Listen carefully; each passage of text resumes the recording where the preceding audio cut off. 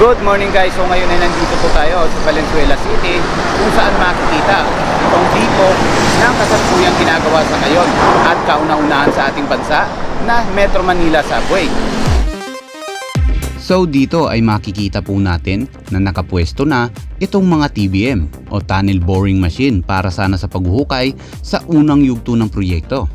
Ang Department of Transportation ay nakuha na ang 90% ng lupang ito na para sa 30 hectares na depo dito sa Valenzuela City at pati na rin ang ilang station area kasama itong ginagawang PRI o Philippine Railway Institute kung saan pwede kayong mag-aral at makapagtrabaho sa mga railway transit system sa bansa.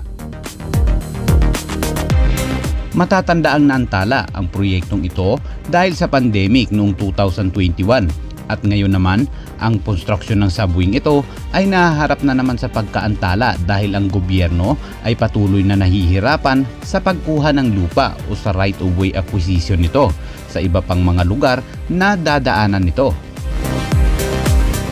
At hanggang ngayon ang mga may-ari ng lupa ay tumatangging makipagtulungan para sa proyekto. Ngunit ang DOTR ay nakakuha ng tulong mula sa iba't ibang ahensya at lokal na pamahalaan upang magpatuloy.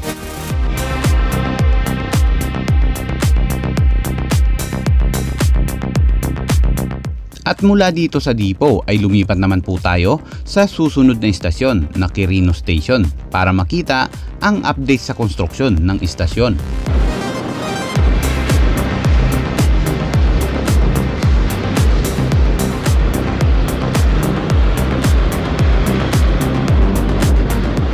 At ito po ang Quirino Station. Dito ay makikita po natin na patuloy na tinitibag itong mga gusali para sa pagtatayuan ng istasyon.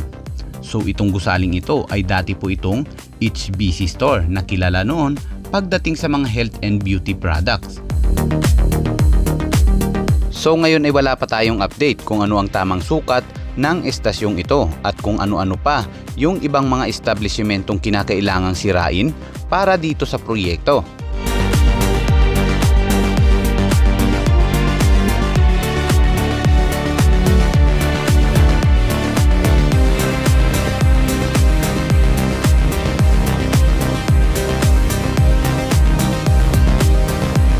At ngayon ay lumipat naman po tayo sa susunod na istasyon, ang Tandansora Station. So ano nga ba ang update doon?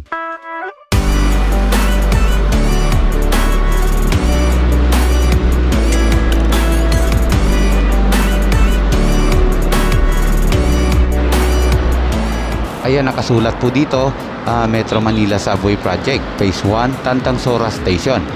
Ang Tandansora Station. So dito ay hindi pa gaanong puspusan ng konstruksyon sa bahaging ito. Ang lupang ito ay pagmamay-ari ng Robinson's Land Corporation na may lawak na 1,700 square meters. Ibinigay ito ng libre. Yes, libreng binigay ang lupang ito para tulungang mapabilis ang pagtatayo ng istasyon. At hindi lang ito ang libreng ibinigay sa gobyerno, marami po ito.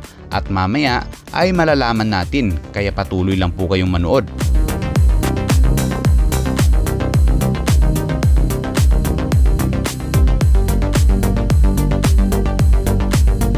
Dito ay makikita natin na malinis na ang taas na bahagi kung saan dadaan ang tunneling. Meron pang bahay dito na hinati para sa dadaanan nito. At dito ay meron ding gasoline station pero wala pa tayong update sa ngayon kung ito ba ay sisirain din o hindi.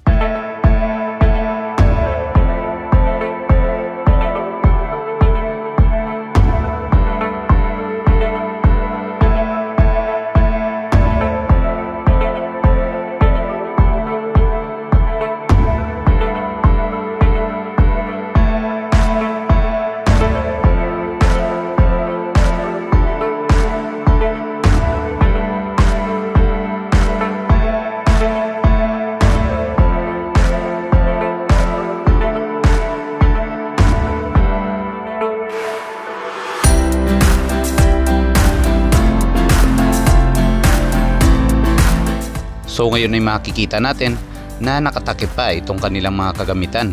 At dito ay meron silang itinayong office. Hindi ko sigurado kung ito bang ay office o barracks.